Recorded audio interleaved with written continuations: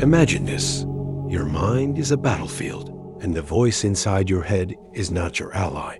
It's a merciless critic, whispering doubts, carving wounds with every thought. You obey it, believing it speaks truth, but what if it's lying? What if this inner tyrant was never yours to begin with, but a puppet of deeper manipulations, ingrained shame, societal conditioning, the ghosts of past betrayals? Nietzsche warned, beware the quiet war within. Why do we trust a voice that would destroy us? And what happens when we stop listening? The answer begins where obedience ends. This cruelty isn't natural, it's learned. Nietzsche called it the morality of the weak turned inward, where society's judgments become your own self-flagellation. Carl Jung saw it as the shadow, the repressed fragments of your psyche twisted into a weapon. And psychology reveals darker truths. Gaslighting by proxy, where authority figures, parents, teachers, systems implant self-doubt so deep, you enforce their rules long after they're gone. You mistake their voice for your own. But ask yourself, who benefits from your suffering? The answer is the first crack in the prison walls. The next realization will shake you. This silent war doesn't just haunt you, it rewires you. Cognitive science shows that repeated self-criticism strengthens neural pathways of suffering until doubt feels like instinct. Cultural conditioning turns this into a perverse virtue.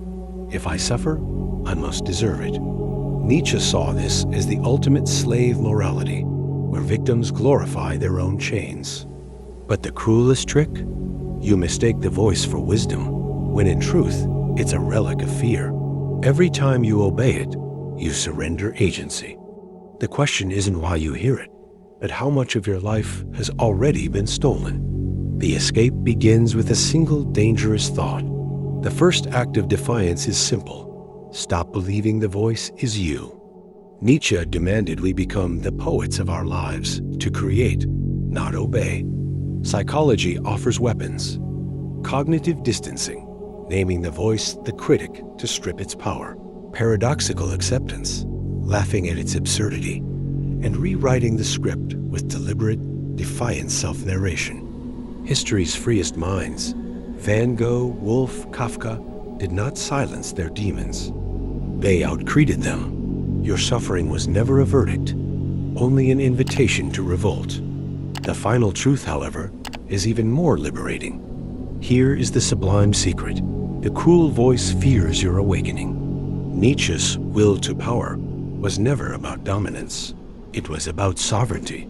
The moment you realize the critic is not your ruler, but a wounded echo begging to be dissolved in light. The deepest freedom lies not in fighting the voice, but in seeing through it, recognizing it as a relic, not a prophet. You are the storm that outlasts the whisper. Now the choice is yours. Kneel before the ghost of old wounds, or rise as the architect of your own soul.